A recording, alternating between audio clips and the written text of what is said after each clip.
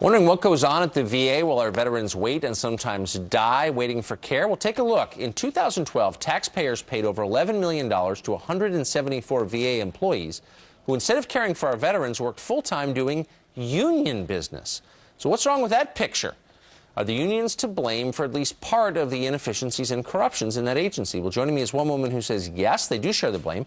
She's author of Beating Obamacare. She's the former lieutenant governor of New York and a healthcare expert, Betsy McCoy, one of the few people who actually reads the primary documents. Well, here it is. What is that? The union contract with the biggest union that runs the VA, the American Federation of Government Employees. 316 pages of mind-numbing rules that prevent the VA from using workers where they're really needed, moving a worker from one task to another, one shift to another, reprimanding workers who aren't doing their job properly. Wait, so are those rules designed to help veterans get better?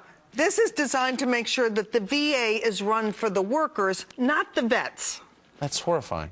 It is horrifying, but there's something we can do about this. We can do this right now to help the vets who are in the waiting lines and sometimes dying in those lines. Half of vets, almost half, are 65 and older. They're on Medicare. They're waiting for things like bypass surgery and cancer surgeries, age-related problems.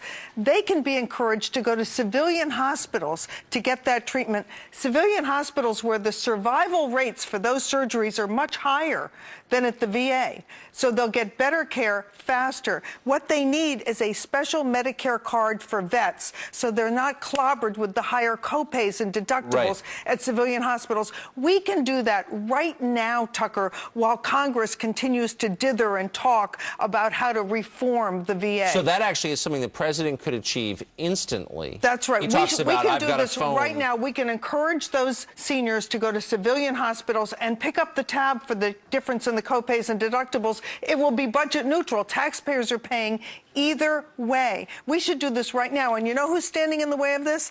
The unions. Because the more patients are in the VA, the bigger the budgets, the better for their workers, but not for the patients. They're waiting and dying. And those unions presumably are campaign They have stood in the way of every effort to move patients out of VA hospitals to get quicker civilian care. So they can't be fired, and they trap veterans in the system. That's right. And let's put a face on this. Last night, I talked to Richard Wilson, 64 years old, 2 tours in Vietnam. Now he has blockages in his legs, preventing the blood flow to his legs and his feet. 7 months ago, doctors told him he was in danger of a serious heart attack or amputations. He is still waiting for the Portland, Oregon VA to treat him. He calls and emails every day. He's written to his members of Congress, to his senators, no action. Shocking. Shocking. It is Every shocking. veteran It's I've talked to about heartbreaking. that has said not only is it inefficient, but some of the people they deal with there are rude to them, which is outrageous. Betsy McCoy, thank you. Thank you. Thanks for that, and thank you for actually reading the documents. We appreciate it.